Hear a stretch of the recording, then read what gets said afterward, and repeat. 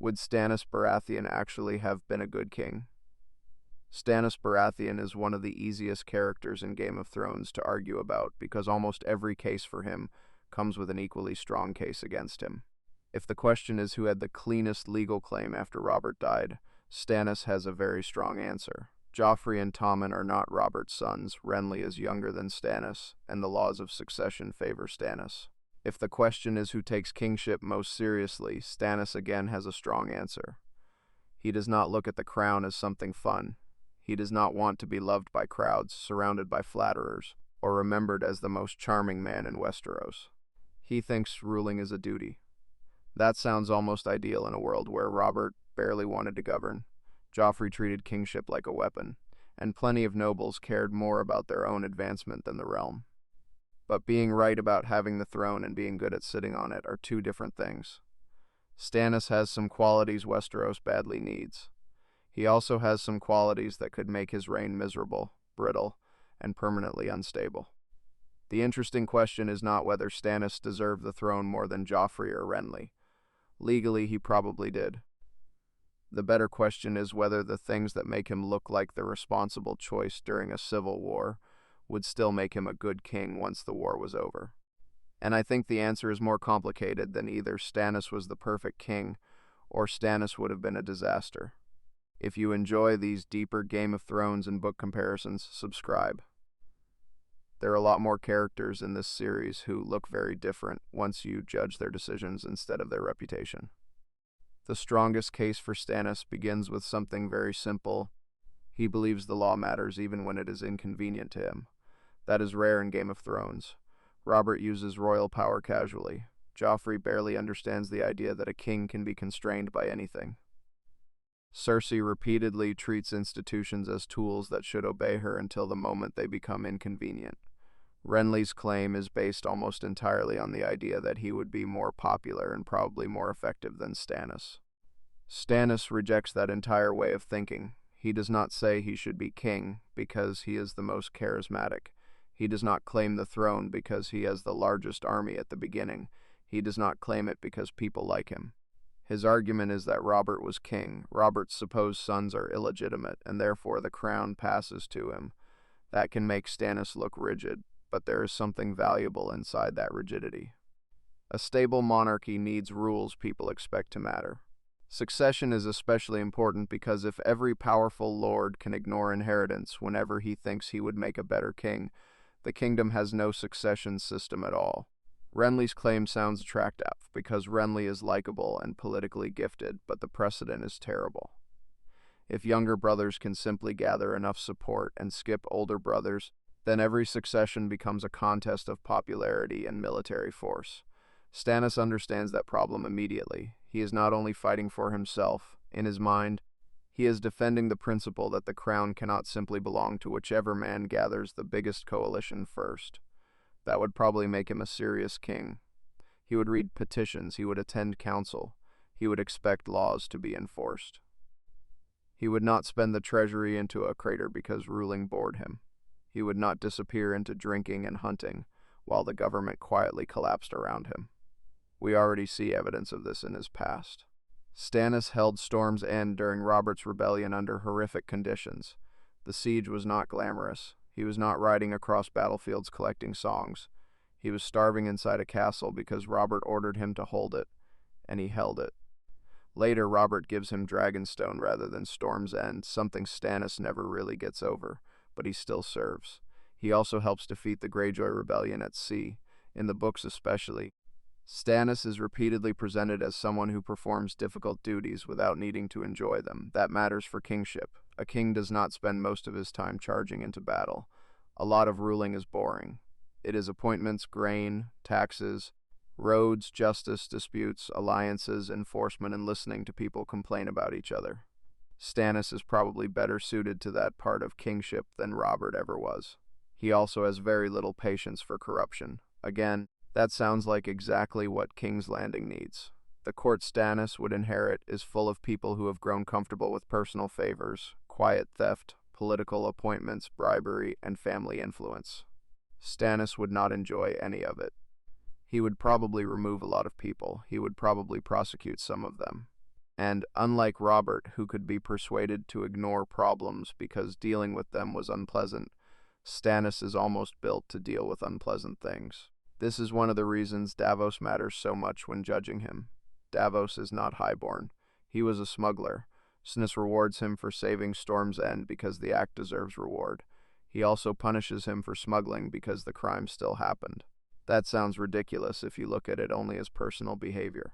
Stannis gives a man a title while also cutting off parts of his fingers, but the logic is extremely consistent. The good act does not erase the crime. The crime does not erase the good act. That is basically Stannis' entire moral system. For a kingdom full of nobles who expect their names to excuse almost anything that could be valuable. And Stannis goes even further in the books. He listens to Davos, that is important. Because one of the easiest criticisms of Stannis is that he is too rigid to govern. Yet Davos repeatedly proves that Stannis can be persuaded when the argument reaches him in the right way.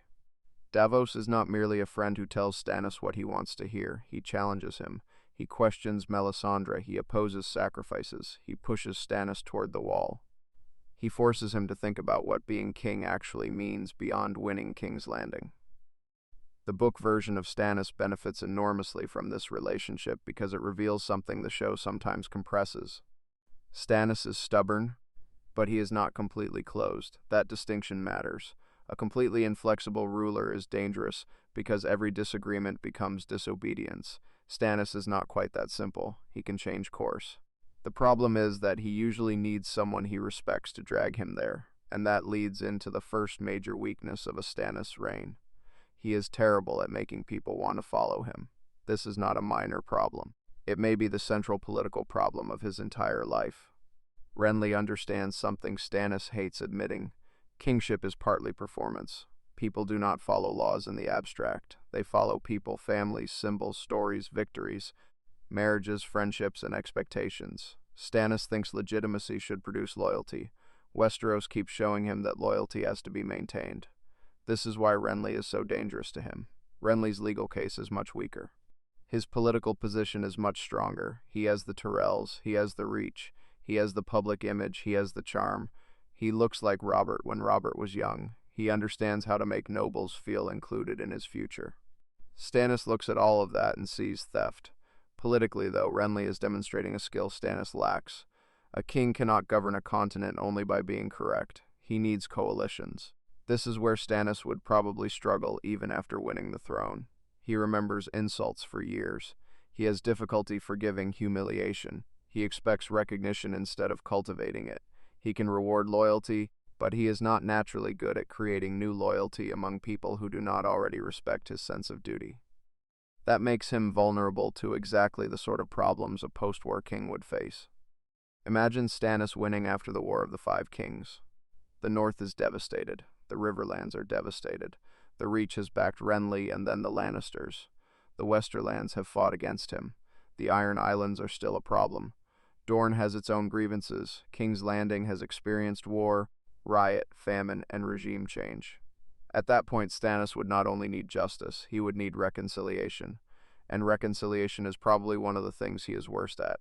He has a strong sense of what people owe. He has a much weaker instinct for helping former enemies become useful supporters. A ruler who punishes every betrayal exactly as it deserves can end up with nobody left to rule through. This is why Tywin, for all his brutality, can occasionally be more flexible than Stannis. Tywin can hate someone and still use them. He can accept an ugly political compromise if it increases Lannister power. Stannis tends to experience compromise as contamination. That is admirable in some circumstances. In government, it can become destructive. The crown constantly has to work with people who are disappointing. Lords fail, allies hesitate, families switch sides, cities resist taxes, officials steal. Religious groups demand concessions. A king has to decide which offenses threaten the state and which ones can be tolerated because the alternative costs more. Stannis' instinct is to make the rule clear and enforce it. That can create order.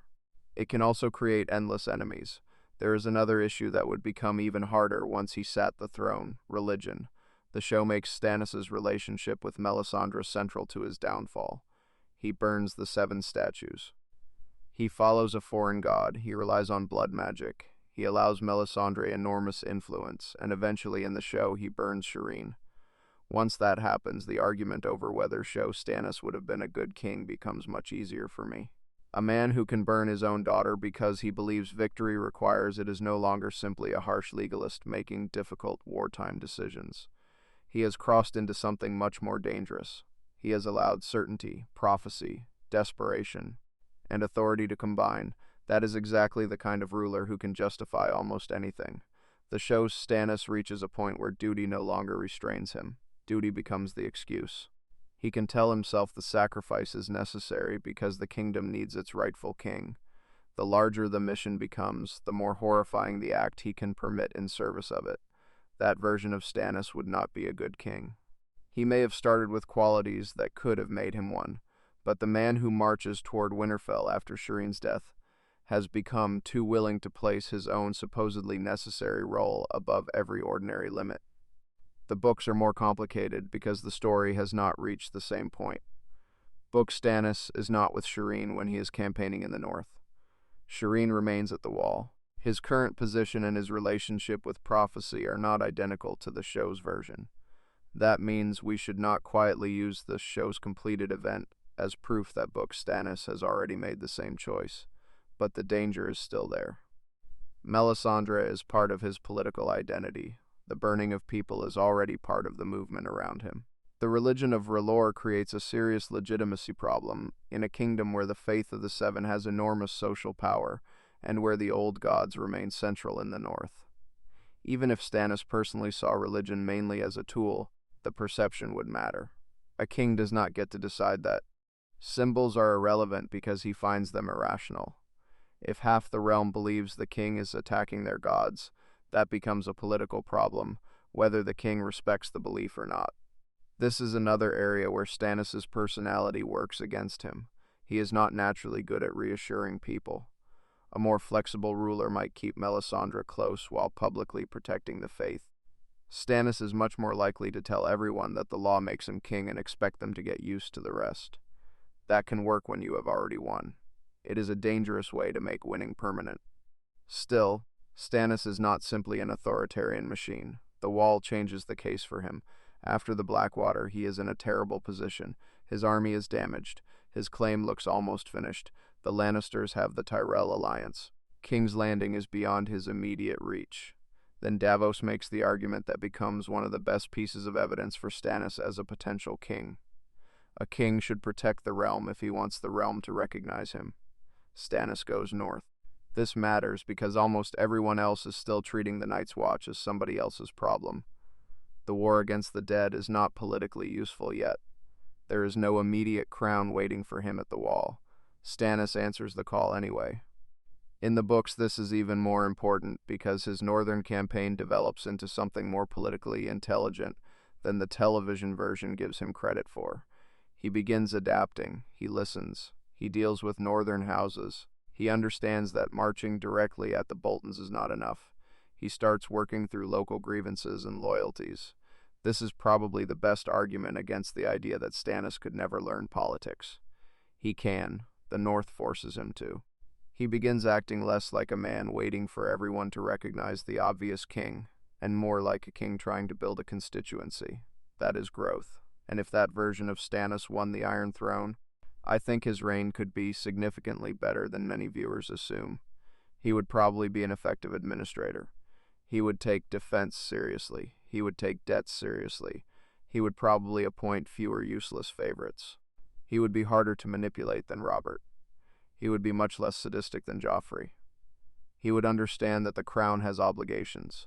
He would probably be willing to hear low-born talent if that person proved useful, because Davos already shows that birth alone does not completely control his judgment. He would not enjoy ruling, which may actually help him.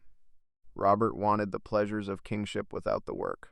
Stannis would probably accept the work without expecting many pleasures. There is something healthy in that. But I still do not think he would be a great king. The problem is that good government requires more than seriousness. Stannis understands obligation better than almost anybody around him. He understands affection, symbolism, forgiveness, and political theater much less naturally. Those are not decorations around power. They are part of power.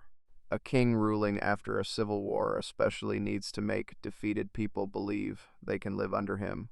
Stannis is much better at telling people why they were wrong than giving them a reason to come back. His court could become extremely honest and extremely cold. His laws could become more consistent while his political coalition becomes narrower. And a king who constantly has to prove his legitimacy by punishing resistance can end up creating more resistance. There is also a personal issue that matters more than Stannis would admit. He is resentful. Robert's treatment of him sits inside him for years. Storm's End sits inside him. Renly's popularity sits inside him. The lack of gratitude sits inside him. People often describe Stannis as if he is purely rational because he is humorless. He is not. He is deeply emotional. He simply expresses emotion through grievance, duty, punishment, and memory. That matters in a king. A ruler who remembers every slight can make personal resentment look like principle. Stannis usually has a legal argument available, which can make the emotional part harder to see. But it is there. His hatred of Renly is not only constitutional. His bitterness toward Robert is not only about proper inheritance. His treatment of people who fail to give him what he believes he is owed is often intensified by years of feeling overlooked. That would worry me in peacetime. War gives Stannis clear problems: enemies, sieges, claims, battles, oaths. Peacetime gives him ambiguous ones: a lord who is disloyal but useful, a religious institution that must be tolerated, a powerful family that deserves punishment but cannot be destroyed without destabilizing a region, a tax revolt where both sides have a point, a succession question with no perfect answer. A king has to live in those gray areas. Stannis can operate there, but he does not like it. And people are usually at their most dangerous when their position forces them to live inside something they fundamentally hate. The comparison with Davos keeps bringing me back to the same conclusion. Davos makes Stannis better. That is a point in Stannis' favor because choosing to keep Davos close reveals judgment. It is also evidence of Stannis' limitation because so much depends on whether someone like Davos is there to challenge him. A good ruler does not need to know everything. He needs to know who should be allowed to tell him he is wrong. Stannis sometimes passes that test. He also sometimes surrounds himself with people who reinforce his belief that his cause is larger than ordinary limits. That is the danger. So would Stannis Baratheon have been a good king? Compared with Joffrey, absolutely. Compared with Robert by the end of Robert's reign, probably. Compared with many of the nobles trying to exploit the throne for themselves, Stannis has a much stronger understanding of what the office is supposed to require. He would work. He would enforce laws. He would take military threats seriously. He would punish corruption. He would probably care more about whether the kingdom functioned than whether anyone enjoyed having dinner with him. Those are real strengths, but being the rightful king and being the best king are still different questions. Stannis' greatest strength is that he thinks power creates obligations. His greatest weakness is that he often thinks those obligations flow in only one direction. He owes the realm justice and protection, and the realm therefore owes him obedience. Real politics is messier. People need reasons to stay loyal when law is not enough. They need room to return after choosing the wrong side. They need symbols they recognize. They need leaders who understand when punishment restores order and when it only creates another enemy. The version of Stannis we see in the show eventually fails that test completely. Once he burns Shireen, whatever case existed for him as a hard but responsible king collapses with her. The book version still has a stronger case. He is adapting in the north. He is listening more. He is beginning to understand that a king cannot simply demand a kingdom and call the demand duty. He has to defend people, build alliances, and make his claim useful to those he wants to rule. If that Stannis continued developing, I think he could have been a good king. Probably not a beloved one, probably not a peaceful one, and probably not one people would remember warmly. But he could have been serious, competent, and fair enough to make the realm function. The problem is that Stannis always stands close to the line between principle and obsession. A good reign would depend on him knowing the difference. And Game of Thrones gives us plenty of reasons to doubt that he always would.